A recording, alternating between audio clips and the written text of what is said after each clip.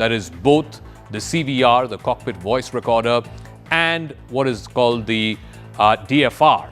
Both have been recovered. The FDR, which is the flight data recorder, both now have been recovered.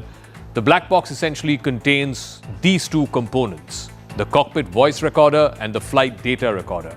What do they exactly store, and what is it that the information that they can reveal, which can lead to some clues as to what led to the crash of AI-171. Now, contrary to what the name suggests, the black box is not black in color, it is actually bright orange in color. Two very tough devices that are designed to survive up to 1000 degrees centigrade of heat. They're designed to survive crashes. Even if they sink in the ocean, the data that is stored in them can be retrieved. One of the components is the flight data recorder, which basically tracks everything about the flight, whether it's its path, the altitude, the speed, the engine health, the control inputs, the manual inputs that are being fed in to the instrumentation by the pilots. All of that gets recorded in what's called the flight data recorder. The second one, which was recovered today, the second part, the first part was recovered last weekend itself, the first part of the black box.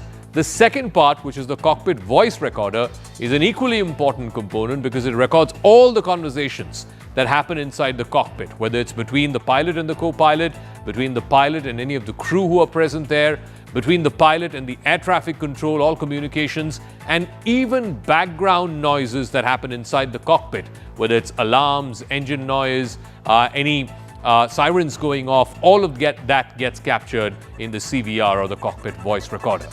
Now, this black box does hold a significant keys, in fact, many answers as to what led to the crash of Flight AI-171 will be known with the de-encryption of both the black boxes, the CVR and the FDR. But now there's a new video. Now, this is part of the old video that surfaced on the very first day, but we didn't have the original, which was shot by a class 12 student on his rooftop.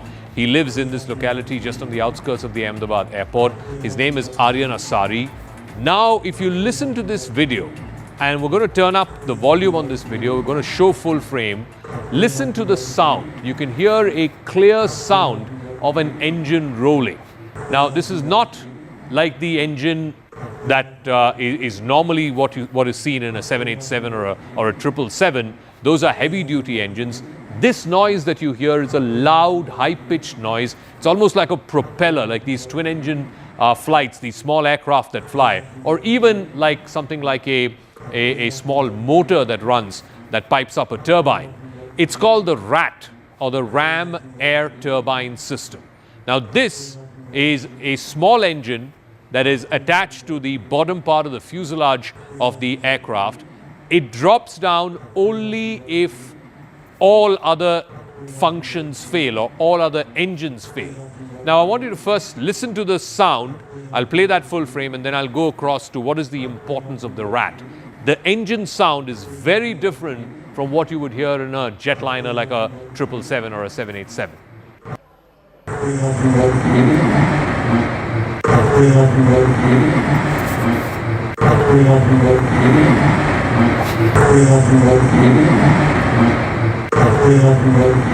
So that particular sound that you hear, it's like a race bike or a race car going. It's like it races up and then, of course, within seconds, the flight descends and it crashes. That racing sound is from the RAT engine. You can also look at, if you freeze frame, you can also look at the freeze frame. You can see something popping out from the bottom of the aircraft, and that is what is called a RAM aviation turbine. The investigation into these emergency systems show that the RAT is always deployed when both the engines fail. Now, according to aviation experts, the RAT was activated in this case. Here you see this thing that is falling off from the bottom of the aircraft. That is the RAT. There's a door latch that opens, the RAT comes down. Basically, it uses the wind energy to try and give further thrust and further power to the aircraft. This is the latest theory that has emerged. The RAT, or the RAM air turbine, it's a wind turbine that's connected to a hydraulic pump or a generator. It's a critical emergency backup system on modern aircraft like the 777s, the 787s. It provides both electrical and hydraulic pressure during an emergency. It provides power in case there's a power failure in the main power generation systems. Now, there are two ways that a rat gets deployed. The automatic deployment happens when there is a complete loss of either electrical power or if both engines fail. Manually, the pilot can manually deploy the rat by activating a switch or pulling a lever that's there in the cockpit, and that is used if the automatic system for deploying the rat fails. Now, the sequence, if you look at the sequencing of how the rat is deployed, firstly, there has to be a complete failure of the main electrical or hydraulic systems. That has to be sensed by the sensors inside the cockpit. Then they direct the rat deployment mechanism to get activated. Basically, there's a spring-loaded or hydraulic mechanism which pushes the rat out of where it's housed, and that is at the bottom part of the fuselage, between the wheels. Then as the aircraft moves forward, the air pressure spins the rat's propeller, and at last the rat then drives an emergency generator or a hydraulic pump, and thereby restoring just sufficient power to operate the essential systems so that the captain has enough maneuvering time to move it to a safe location and land, or circle back to the airport, as in the case of 171, because they had just taken off. Now, the spotlight on the possible double engine failure means that the safety of flyers continues to be a bit of a concern, particularly since two India-bound Dreamliners faced mid-air scares just within hours of this tragedy that unfolded last week. Now, a Chennai-bound British Airways Boeing Dreamliner 787 was forced to go back to London midway after it encountered a technical snag. This happened on the 15th of June, just 3 days after what we saw happen to Air India 171. The flight reportedly took off after over 35 minutes of delay.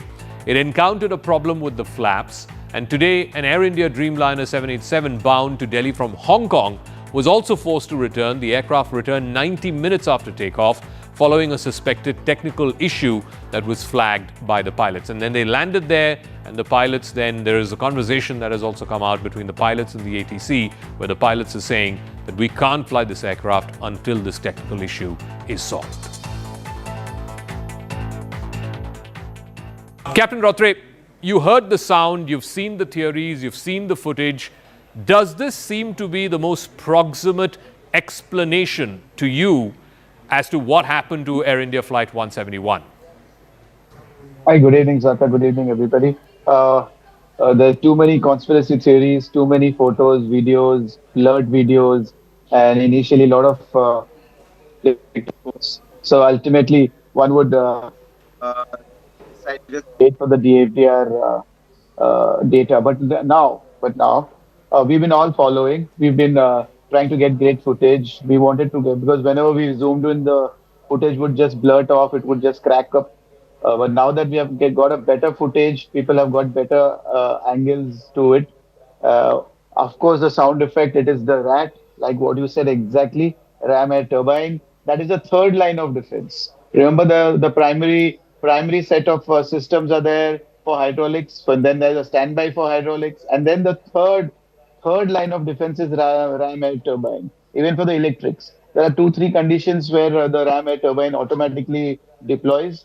Majorly when we have two dual engine failures, it automatically deploys. Even it automatically deploys when you have a complete electrical failure, or in case you have hydraulic and electrical failure, the ram air turbines automatically deploy. So that means the aircraft was having severe issues. And what we suspect here, what I initially did suspect, we were doubting about the landing of some first officer mistake or the pilot mistake. They didn't take the gear up. Yeah. But now if you check the gear also, the gear the wheel tilt angle is changed. The tilt angle generally is different. And when you try to retract it, the tilt angle of the wheels are different. So they did try. I can assume, I cannot say everything is 100%. But with my experience, I can see the tilt angle different. That's what some of the US pilots also have found out from these original videos. So they did try to retract the gear. It didn't retract. So that means there was an hydraulic or electrical issue. And about the flaps, it's really blurred. So flaps, we're not sure, but some saying that in the accident sites, we can see the flaps extended, but you can't be sure in accident sites, because after a damage, the flaps can actually actually be extended. When a damaged wing is there, you never know it was intact or not intact. So that part we are not sure. So, Captain, But I'm can I very, come very back sure. to the first two Yeah. scenarios that you had said? There's either a hydraulic failure or an electric failure, or both hydraulics and Or electronics combination of both. Yeah. Yeah. completely Right. fail. Under what Right. circumstances do such things happen? But because it's, again, quite rare, certainly it hasn't happened on the 787, that both hydraulics and the electronics have failed. Yeah, right. It's never happened. It's rarely possible because we have a system which is backed up by a standby system, and the standby system is backed up by an additional Yeah. backup system like the ram air turbine. So we have three stages of protection. So having failure, complete failure ever, it's not possible. That is what Boeing even says, and even we, as practical pilots and practicing so many maneuvers in our simulators and daily life, like when we are flying, we have not seen such kind of failure ever. Even using the standby system is very rare. So it is unbelievable that this has happened, and definitely at 600 feet, the way the aircraft stopped climbing, no matter what was your weight, no matter what was the atmospheric conditions, if you had both the thrusts working, the aircraft would have not descended. I'm not saying that if, in case we had some issues, multiple system failure, but we Okay. still had the thrust, the aircraft wouldn't have descended. We would have not climbed in the normal climb profile. We would have climbed very slowly. But in case we had the full thrust on, and the experience Captain Sabharwal had, he knew what pitch angle to maintain, the nose, which angle to maintain, so that my speed doesn't wash off. I can safely get out of that situation and slowly climb out of the situation.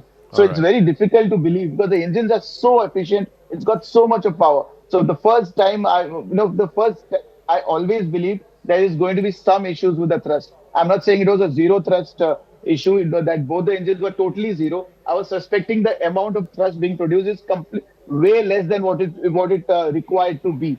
So Okay. that is definitely something related to the engine power. Otherwise, the rat immediately deploys automatically Yeah. when they sense that both engines are not producing enough power. So you can you can hear the sound, and when you zoom in clearly, some of the videos, you can Yeah, you can see see the.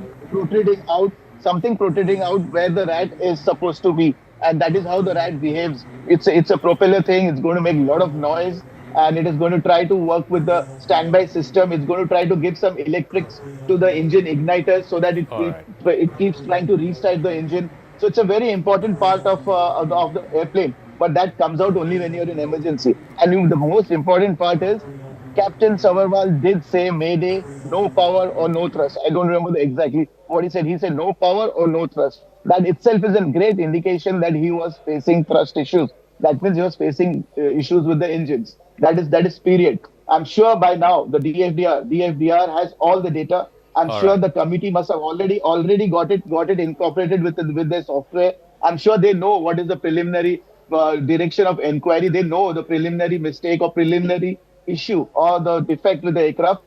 They will come out with their own time, and they'll come out All with right. with a proper bureaucratic Investigation. way of Yeah. reporting. But I'm sure they know by now what has happened. All right, Captain Manmath Routray, thank you very much. And once again, condolences. I know you knew Captain Sabharwal well. You trained under him. Thank you very much for joining us here on CNN News 18 with Thank your you, Zakka. expertise Thank on you. this. Thank you. Meanwhile, as hundreds continue to mourn their loved ones, one family was that of former Chief Minister of Gujarat, Vijay Rupani. The last rites began with state honours in his hometown Rajkot. A deeply emotional moment unfolded as Rupani's wife, Anjali, bid her final farewell. Surrounded by grieving family members and close friends, she stood by his side as the funeral rituals got underway and thousands gathered to pay their last tributes to the former Chief Minister. Union Home Minister Amit Shah and Gujarat Chief Minister Bhupendra Bhai Patel also were there offering their final respects to Vijay Rupani.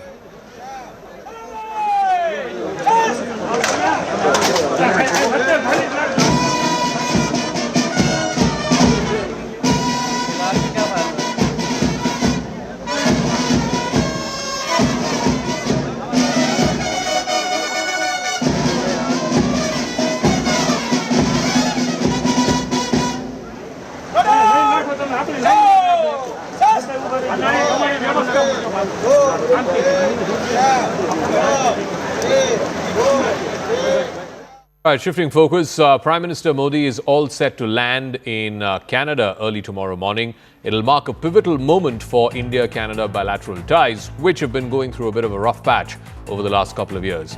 Prime Minister will exchange his views at the G7 summit. Canada is hosting this in Kananaskis. The Prime Minister is also scheduled to meet with his Canadian counterpart, Mark Carney, on the sidelines. Senior officials will also be attending. They will be likely signing a new intelligence sharing arrangement between India and Canada. And this, of course, is a critical agreement as far as India is concerned on acting against some of these Khalistani separatist elements that are operating on Canadian soil. There's been a lot of misunderstanding between Delhi and Ottawa because of that. But the big question is, can this G7 summit reshape the diplomatic landscape between India and Canada after years of tensions? There are currently no high commissioners in either capital. The diplomatic staff have been drawn down. But fundamentally, both India and Canada view the Khalistan issue as a fundamental national security issue. And here's a detailed explainer as to why this visit could see some bridging of the gap between India and Canada on this very thorny issue.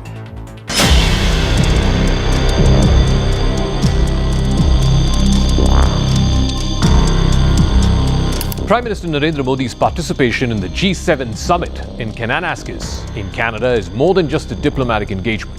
For India, it is a platform to recalibrate a strained relationship, also assert its strategic autonomy, and engage with global powers on its own terms.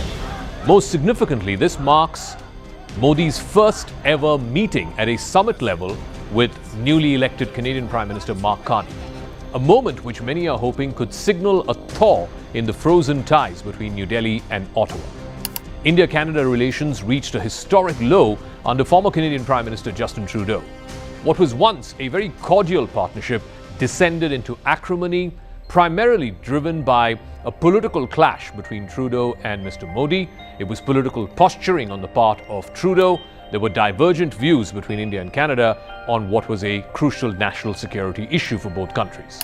The tipping point came in 2023 when Justin Trudeau, in the floor of the Canadian Parliament, made the explosive claim that the Indian government's agents were involved in the killing of Hardeep Singh Nijjar, a pro-Khalistani separatist on Canadian soil.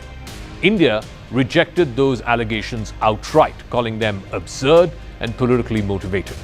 The Indian government maintained that Canada had become a safe haven for separatists, extremists, and individuals who incite violence in Punjab, thousands of miles away. There are credible reasons to believe that agents of the government of India were involved in the killing of a Canadian on Canadian soil. That is something of the utmost and foundational importance in a country of rule of law, in a world where international rules-based order matters. We have a rigorous and independent justice system and robust processes that will follow their course. And we call upon the government of India to engage with us to move forward on getting to the truth of this matter. The single event catalyzed a tit-for-tat diplomatic spat between Delhi and Ottawa. There were expulsions of diplomats, the trade talks had stalled, there was a complete breakdown in diplomacy between India and Canada. Trudeau's public posturing and indulgence of the fringe Sikh separatist elements struck a raw nerve here in India. India views the Khalistan movement not just as a security threat, but an attack on India's sovereignty. In comes Mark Carney, who is the former Bank of England and Bank of Canada governor, now turned Canadian Prime Minister. He represents a stark contrast from Trudeau in both style and substance. His technocratic, centrist approach to governance may potentially open the door to a quieter but more constructive bilateral relationship with India. Both countries are keen to explore whether this summit can be the launching pad for a reset in ties. According to a recent Bloomberg report, India and Canada are on the verge of signing a new intelligence sharing agreement. That's a significant move which reflects mutual recognition of the need to address long-standing irritants in the relationship. That report said, and I quote, Indian officials are hopeful that this pact will lead to more serious action by Ottawa against separatist elements that are operating from Canadian soil. This would be a vital first step in rebuilding trust and bridging the gap that widened in the previous tenure. India has long argued that freedom of expression cannot be used or cannot be extended to the point of condoning or abetting violence against a foreign state. New Delhi is hoping that under Mark Carney, Canada will adopt a firmer stance when it comes to Khalistani networks, particularly those who are known to be engaged in online radicalization and mobilization of the diaspora for a separatist cause. Carney, for his part, has made the right noises. He has said that he wants to build better ties with India. What is your message then to Canadians who are a bit disturbed or wondering why Mr. Modi is being invited to Canada when there is this legal process that has not cleared him and his governments of involvement in the death of a Canadian on Canadian soil? My message is that we're a country of the rule of law. The rule of law is proceeding as it should in Canada, and I am not going to disrupt that process. Beyond the Canada reset, all eyes will also be on whether Prime Minister Modi and US President Donald Trump will meet on the sidelines of the G7. This would be, if it happens, their first face-to-face interaction since the recent military standoff between India and Pakistan. That, of course, was triggered by the cross-border terror strikes and subsequent Indian military action which took out major Pakistani air bases. Trump, characteristically, has claimed credit for brokering the ceasefire between the two nuclear-armed neighbors, India and Pakistan. Indian officials, though, have categorically denied any third-party mediation. They say that the de-escalation was the result of direct military talks between the DGMOs of both countries. But Trump continues to insist on his role. I think the deal I'm most proud of is the fact that we're dealing with India, we're dealing with Pakistan, and we were able to stop potentially a nuclear war through trade as opposed through bullets. You know, normally they do it through bullets. We do it through trade. So I'm very proud of that. Nobody talks about it, but we had a very nasty potential war going on between Pakistan and India. And now if you look, they're doing fine. A Modi-Trump meeting, if it happens, is likely going to be cordial but nuanced. While personal chemistry between both leaders remains strong, Delhi is also aware of Trump's rather unpredictable foreign policy. Nevertheless, such a conversation could reinforce the importance of both countries to strategic cooperation, particularly when it comes to Indo-Pacific stability.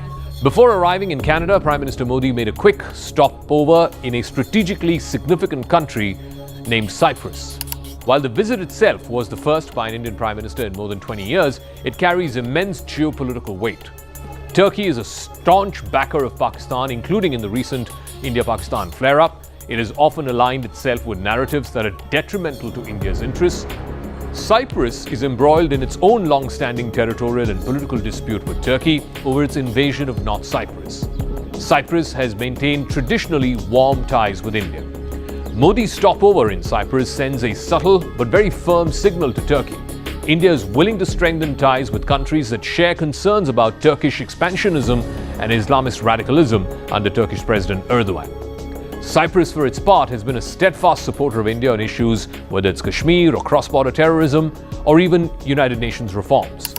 With Cyprus all set to assume the rotating presidency of the European Union Council in 2026, deeper engagement with Nicosia could yield dividends for India's broader European ambitions.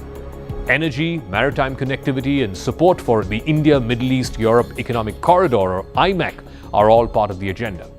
Even though India is not a G7 member, India's presence as an invited partner reflects its growing weight in global affairs. At the summit, Modi is expected to pitch India as the voice of the global south, particularly in areas like climate financing, digital infrastructure, and sustainable development. The summit will also highlight energy security and particularly focus on reducing rare earth dependencies on certain geographies, i.e. China. Modi will also likely emphasize India's role as a responsible democracy that is committed to multilateralism and a rules-based order. That's a stand that will resonate well with the G7's priorities.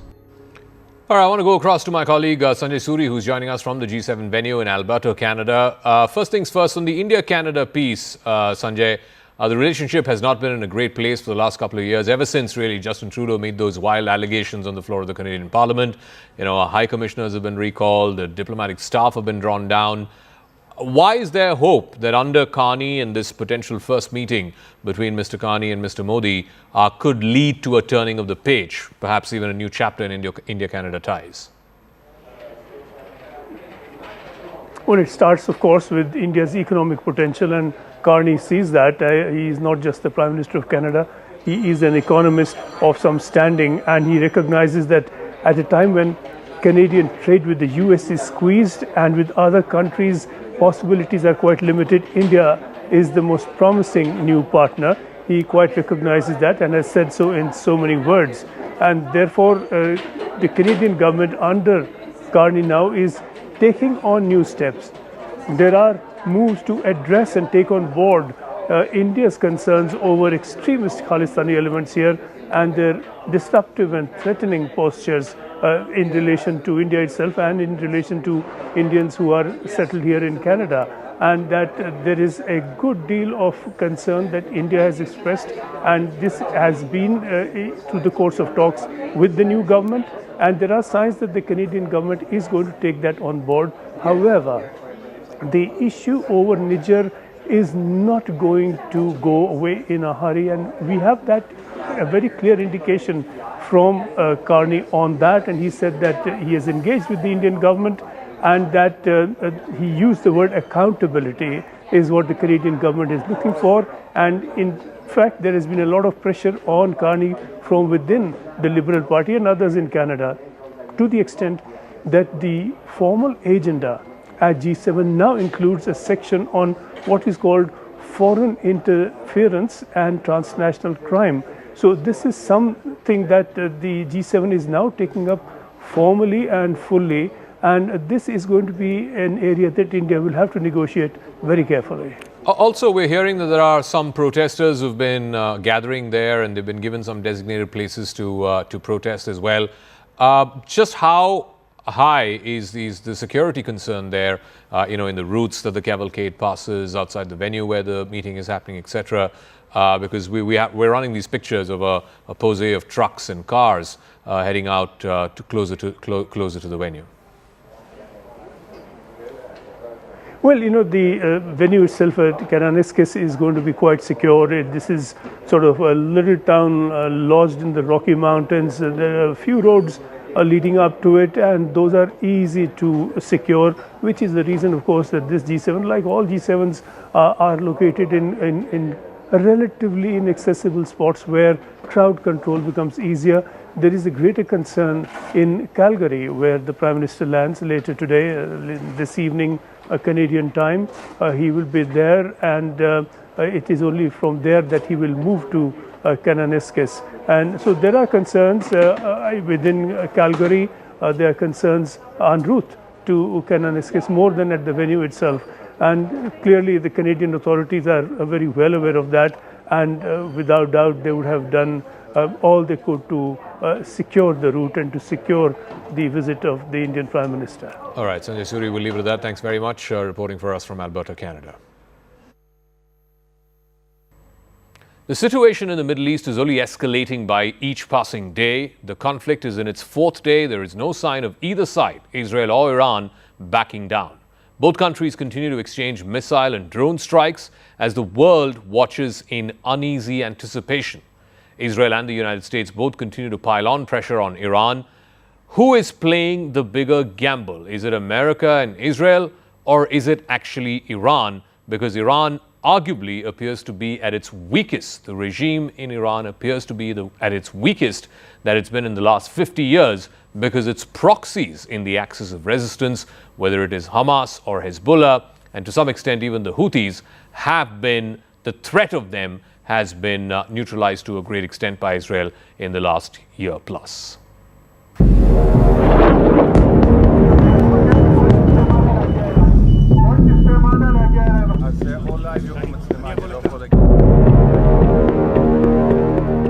It's been a fiery weekend of Israeli attacks across Iran, followed by a barrage of Iranian missiles launched at Israeli cities in retaliation. The Middle East is now witnessing a radically reshaped landscape. both the principal players are digging in for an even bigger war. Prime Minister Benjamin Netanyahu has vowed that Israel's assault would last as many days as it takes to eliminate any nuclear threat that Iran could pose against Israel. President Donald Trump of the United States has piled on the pressure, talking in almost an apocalyptic term for Iran, saying that this would be the end of the regime if it did not accept a nuclear deal. Iran's going to have to negotiate a little bit tougher, meaning they're going to have to give us some things that they're not willing to give us right now. We're fairly close to an agreement. We are fairly close to a pretty good agreement. It's got to be better than pretty good, though, but it's got to be, I'd much prefer an agreement.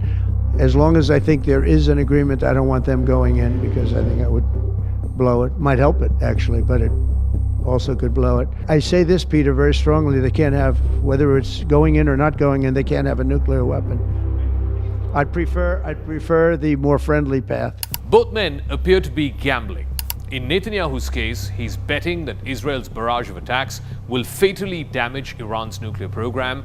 It will also decapitate some of its top military leadership. Trump, on the other hand, is hoping that the assault will weaken Iran and force it into a diplomatic agreement with the United States. Both leaders are making one fatally flawed assumption, and that is that this whole conflict will not spiral into unintended and potentially even catastrophic consequences. But other world leaders are not buying this optimism. Prime Minister Keir Starmer of Britain and President Emmanuel Macron of France both have warned of consequences that loom large. They've urged restraint, warning of ripple effects in a region that has already been at war on multiple fronts. The war in Gaza with Hamas, to the Israeli offensive against Hezbollah in Lebanon, and then of course the attacks against the Houthi rebels at the shipping lanes in the Persian Gulf. Nous avons été parmi les pays les plus exigeants et les plus constants sur la question du nucléaire iranien comme du balistique iranien, mais nous avons toujours privilégié la voie de la discussion diplomatique et des exigences techniques de l'AIEA plutôt que l'intervention militaire. C'est pourquoi la France n'était pas engagée dans une discussion avec Israël sur ce sujet, et c'est pourquoi la France ne recommandait pas, a condamné depuis longtemps et à de multiples reprises l'accélération du programme nucléaire et balistique iranien. L'Iran a continué d'enrichir de l'uranium sans aucune justification civile et à des niveaux désormais très proches de ce qui est nécessaire pour un engin nucléaire, accumulant près de 40 fois plus d'uranium enrichi que ce qui lui était autorisé. Et donc je le dis avec la plus grande clarté, le risque de cette marche vers l'arme nucléaire par l'Iran menace la région, l'Europe et plus généralement la stabilité collective. Israel's audacious attack over the weekend will almost certainly jeopardize Trump's attempts to broker a deal with Iran. The implication that Israeli attack could be a lever to soften up the Iranian leadership for further diplomacy seems far-fetched.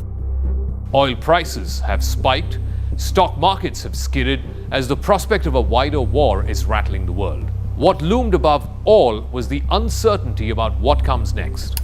Among the many questions after these strikes, will Israel be able to cripple Iran's nuclear program, particularly Fordo, which is one of the most critical uranium enrichment facilities? It is buried deep inside the side of a mountain range.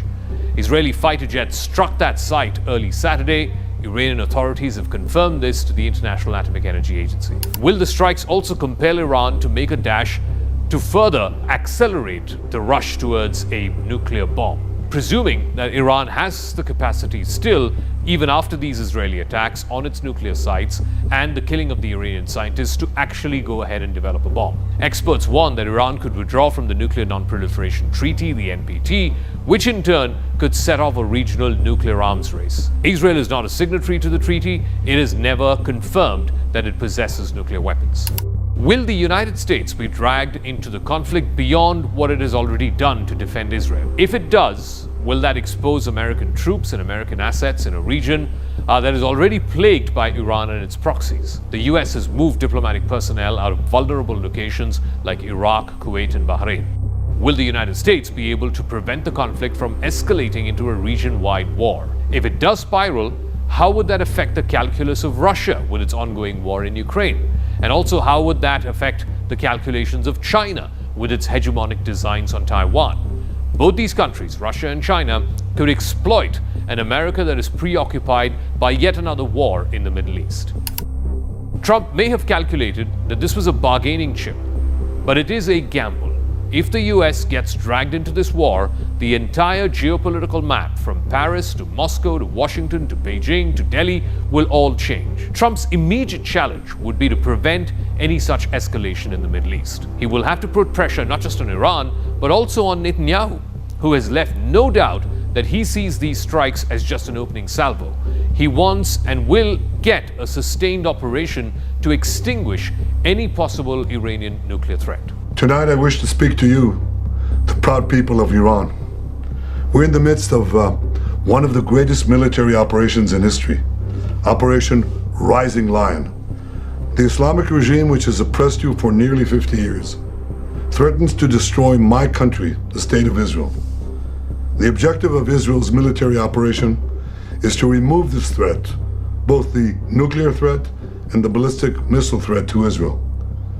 And as we achieve our objectives, we're also clearing the path for you to achieve your objective, which is freedom. In the past 24 hours, we've taken out top military commanders, senior nuclear scientists, the Islamic regime's most significant enrichment facility, and a large portion of its ballistic missile arsenal. More is on the way. The regime doesn't know what hit them. They don't know what will hit them. A region-wide war could upend Trump's foreign policy agenda, which is tilted towards trade and economic competition with China. During the 2024 presidential campaign, Trump had presented himself as a peacemaker, both in Ukraine and in the Middle East. He had famously said he will end the war in Ukraine in 24 hours. Both those goals, ending both those wars, look much more elusive now than ever before. Trump came into office saying that the big geopolitical challenge of the time was the rivalry with China. He's now being sucked into a conflict which he did not want. It's an issue that is probably third or fourth or even fifth on his list of priorities. Persuading Israel not to strike Iran's nuclear facilities had been an article of faith among American officials. In fact, fears of an Israeli attack had peaked during the Obama administration, because Netanyahu, who was prime minister even back then, was very vocal in his opposition to the nuclear deal that Obama had negotiated with Iran.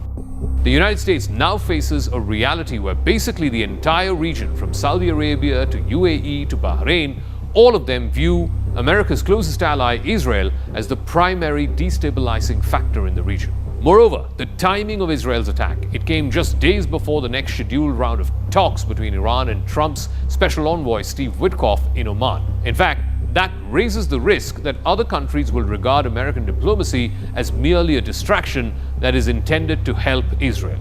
Iran has refused to take part in the talks. For Iran, the stakes are no less grave or profound. Israel's wave of aerial attacks, augmented by Israeli intelligence agents operating from inside Iran, have exposed the glaring weaknesses in Iran's defenses. Iran has a weak hand to play compared to even a year ago. With Israel having decimated Hamas and Hezbollah, the Iranians would have to rely on Houthi proxies to carry out reprisal attacks against Israel. That is only one lever in the so-called axis of resistance. The other two have been fairly neutralized. Iran's choices are all bad at this stage. If it attacks oil installations in Saudi Arabia, it risks American military retaliation. If it announces plans to race towards a bomb, a nuclear bomb, it again faces retaliation both from Israel and from the United States. And from the retaliatory strikes it's carried out over Israel over the weekend, most of those were intercepted by Israel's Iron Dome. Iran is literally caught between the devil and the deep sea. All right, let's try and make sense of this, what Israel's objectives were, how long will it take to achieve them, and how far is Israel willing to push this military offensive.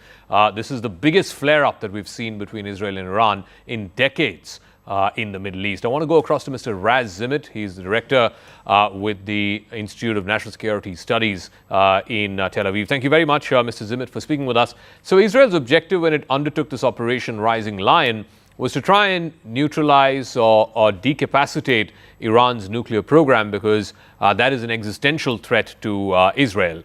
How successful has Israel been in this endeavor? How far back have you pushed Iran's nuclear program? So I'm not sure that the objective is to neutralize or to fully dismantle or destroy Iran's nuclear program. I think it was very clear from the beginning that Israel, especially as long as there is no active US participation in this war effort, would be able to delay Iran's nuclear program by probably at least a year. And over the last few days, Iran has certainly managed to hit some of the nuclear facilities in Iran, most and foremost the nuclear facility, the enrichment facility in Natanz. It was also managed to assassinate more than a dozen of Iranian nuclear scientists who took part, a very, very important part, in Iran weaponization program. So I think Israel is certainly making some successes, but we should not assume that at the end of the day, Israel will be able to fully destroy Iran's nuclear program, because this has never been the objective. How long can Israel continue this operation? There's already pressure from the international community. You have heard from Donald Trump, the US president, Emmanuel Macron, the French president, the British prime minister. There is clearly pressure that, this shouldn't escalate into a wider regional war. And already there has been retaliation from Iran. I believe about a dozen odd Israeli citizens have also died in these strikes. There's been some significant damage, for example, in the city of Haifa. So how far can Israel push, or how long can Israel push with this operation?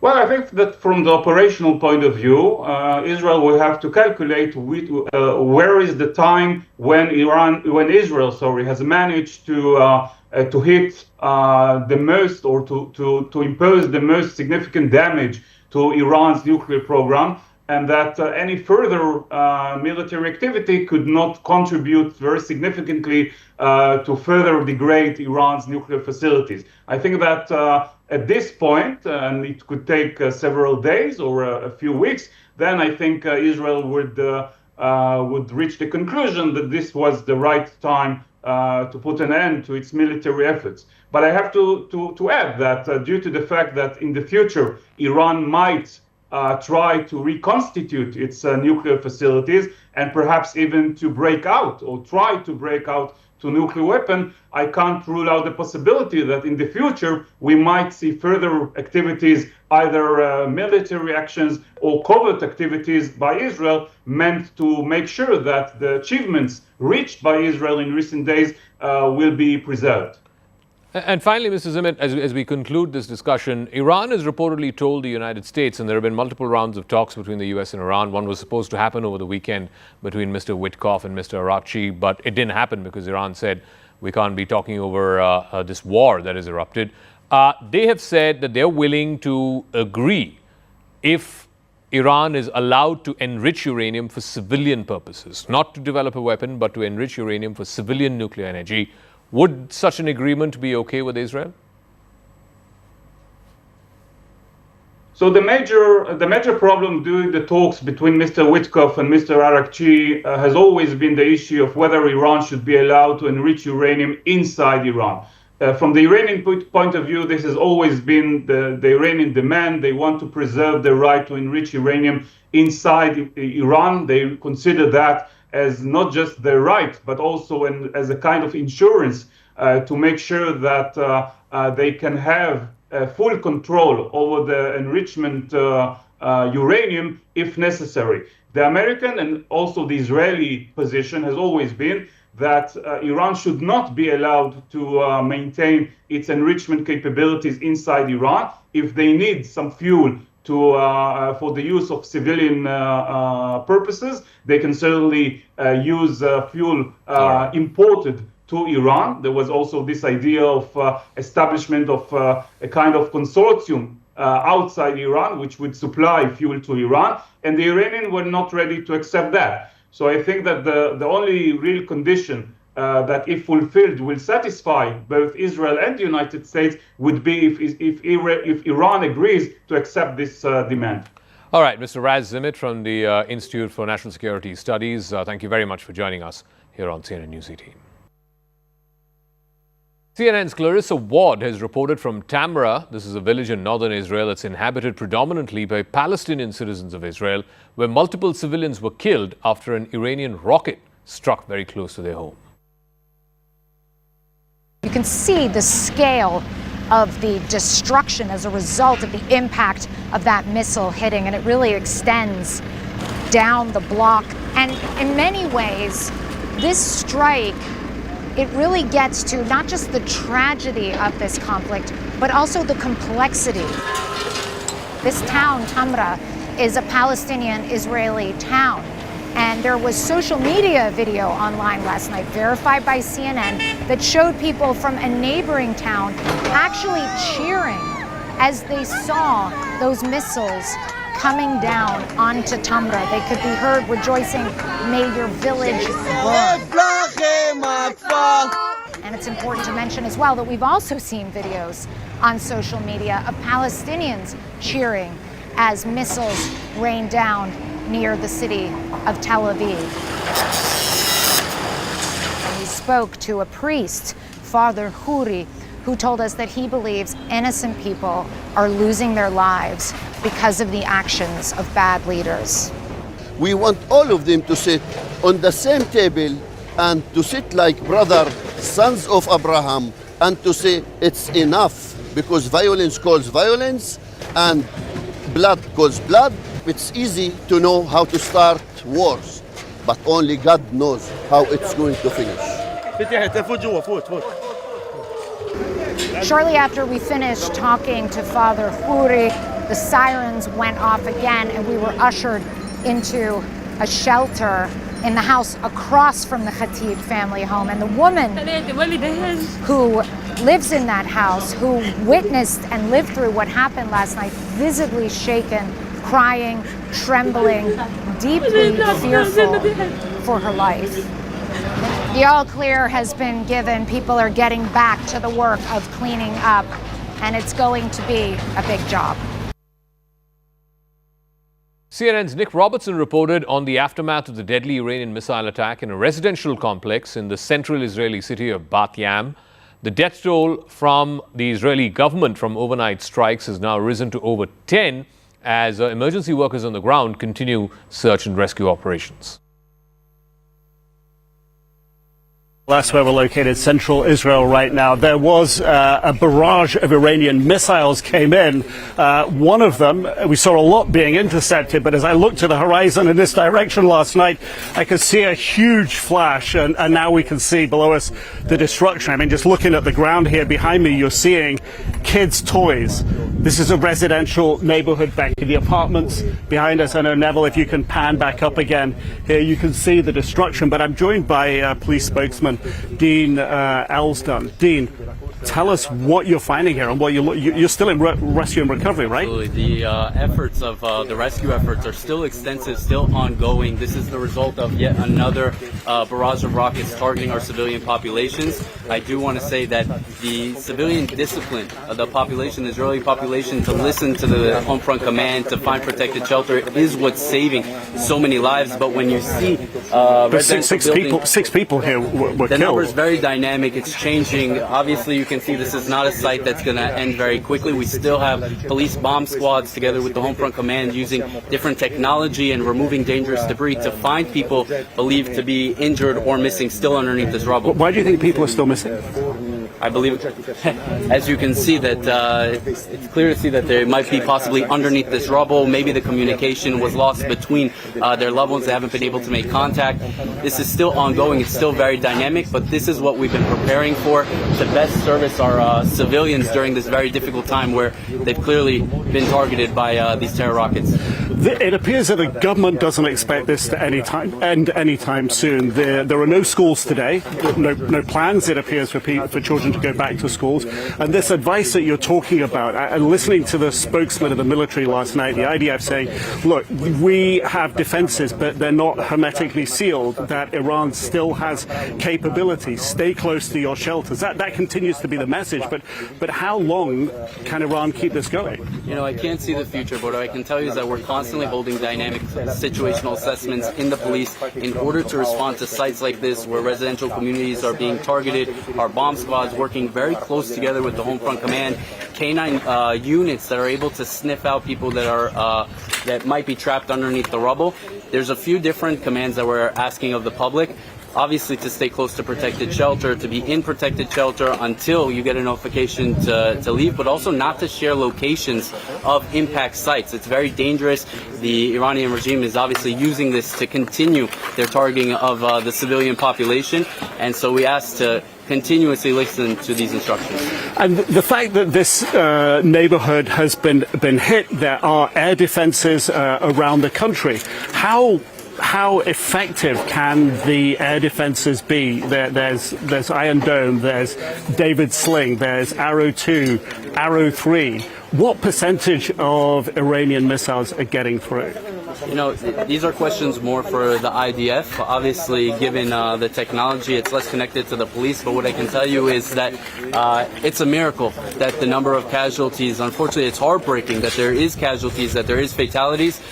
But when you see a site like this where a building is completely desecrated, demolished, and you see the numbers of those killed and injured, it's honestly a miracle, but it's due to the fact that the public is listening to the instructions to find protected shelter, to stay there, and we all pray for a peaceful and quick end to this. And just describe for us how big of an area is affected here. How many people have been forced out of their homes? How big is the area of effective impact here? So what you see here is the direct impact, but it goes much more than that. You have blocks of houses, streets ongoing here where the shards were blasted from the shrapnel, and that's just as dangerous. We saw the Houthi drone attack not too long ago, a couple of months ago, where the fatality there was from the blast and the shard that killed that individual. So those that are injured, those that are killed, may not be even here.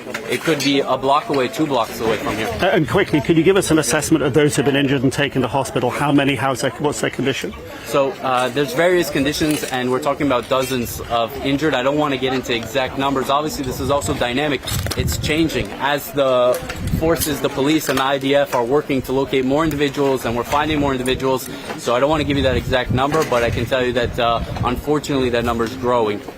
Dean Elston, thank you very much indeed. I appreciate that. Becky, that's a recap of the situation here, but obviously across the country, in the town of Tamara, north of here, just further north in central Israel, there were other people killed overnight as well. 4 young women were killed again, a residential area that was hit by the missiles, sirens going off several times in the middle of the night. And I think, you know, this is the beginning of something that can go long, that Israelis have been in a way expecting that there would be potentially an escalation of the confrontation with Iran. The mood has been generally that it's supportive that the government is taking these measures. But when you understand and see that every night the sirens go off several times in the middle of the night, the people are getting up, heading to their shelters, you can see that over time this will have a wearing psychological, physical impact on people. We're not there yet. The reality of this conflict today,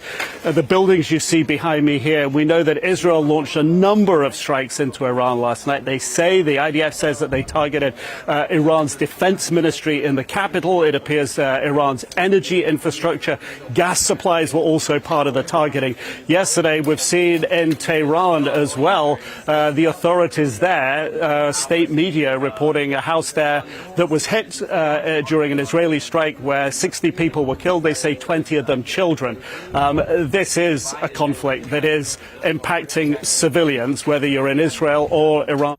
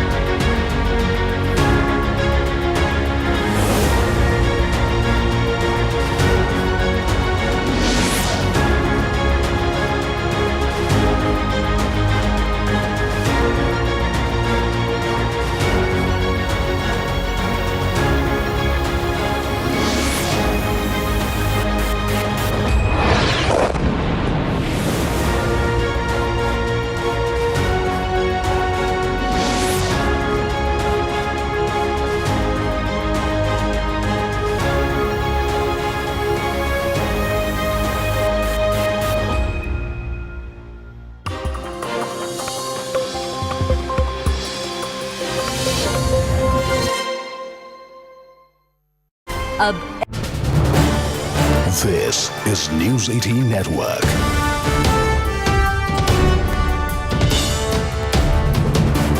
India's largest news network. Do you believe Shyam Prasad Mekhaji that Galwan is the original surrender? See, somebody put some tweet. I am not here to defend or endorse all those tweets. I speak about my party's stand, and I speak for myself. Who is this guy? I don't even know him. So okay. So we pick up something from the social media. We pick up some photograph with some big leaders, and make a huge issue out of it. Don't be childish. We need to grow up. So that's the one issue. Second, so about, again, this is also a similar issue, like the garlanding thing. Come on, you know better than that. You know better than that. If we want to do a drama, there are people who does the drama, there are people who does it honestly. Okay, so it's not about, okay, while putting the flowers, one hand is where, one hand is where. What kind of political discourse we are doing? We should be talking about our issues. Let's do politics. Let's do that discourse on the political issues. Whose image is better? Who shall we trust? So what do you mean to say? People should not trust anybody from Congress? That's not the question. We trust everybody. We trust Indians. We trust Indian system. That's the premise on which we operate. So that's the premise which you are trying to tear down into pieces. Okay, Shyam Prasad Mekhaji, the question is, whom should the people of Bharat trust, public trust, with respect to furthering Bharat's interests? Now, every other Indian. Okay, I didn't interrupt you. Yeah. May I complete? Then I'll go to the other panelists also. Actions speak louder than words. A picture speaks 1,000 words. Now, these pictures say something. Actions, attitude, approach mean something. The other aspect you totally moved away. The aspect of brazen political appeasement and accepting the support of a party that was hailing and celebrating Ajmal Kasab along with the others. How does that escape? How can somebody, an entity which is endorsing all this, does not bother? This person who you said is some random person has Rahul Gandhi's picture there on his profile picture and claims to be a very serious party worker. He hails from the Andhra region, Andhra Telangana region, and he has put that. There is no clarification, no admonition from a party, which is something which is concerning. This despite the BJP's IT cell chief raising this up and highlighting it. So, for a party leader whose media cell chief knows every single detail of where the Prime Minister is, which country he is, where he's touched down, where he's landed, and there is an opinion of that which is per se. When this is put out, how did it escape notice? Is a question. Or did it not matter? That's why these questions have been asked. Charu Pragya, do you agree with Shyam Prasad Mekha? Much ado about nothing. Very Shakespearean in his attitude. You're on mute, Charu Pragya. My apologies, Anand. Good evening. We are very to democratic. you. We don't suppress anybody's voice. Please go ahead. Absolutely. Good evening. Namaste to everyone. Now, the issue here is, and the problem here is that even after 21 years in public life, if Rahul Gandhi cannot even manage